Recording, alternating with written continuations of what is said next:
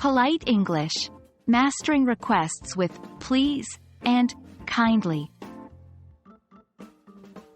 Hello everyone and welcome to another video.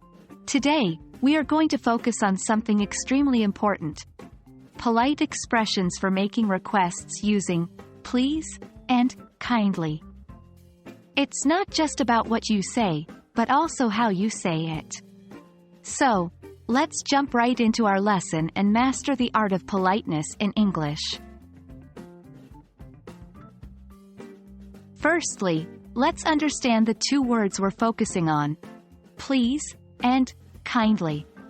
Both words are used to make a request more polite in English. Please is more commonly used, while kindly is often seen as more formal or traditional. The key is to use these words appropriately to make your request respectful and pleasant. Now, let's practice how to use please in a request. It's pretty simple. You can put please at the beginning or at the end of the sentence.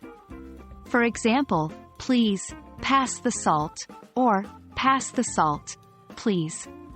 Here are some more examples. Please, could you lend me your pen? Could you please lend me your pen?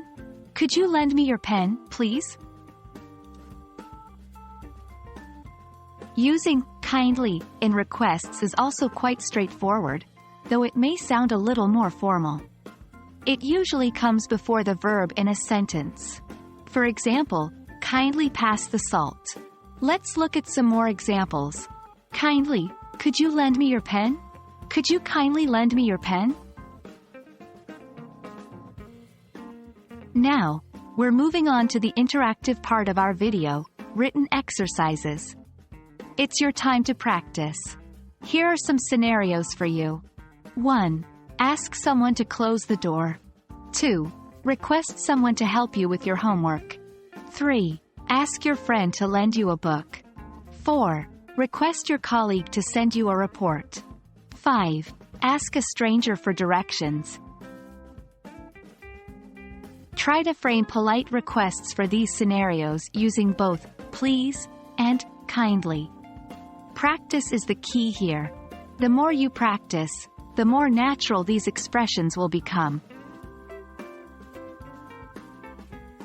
And that wraps up our lesson for today on making polite requests using please and kindly.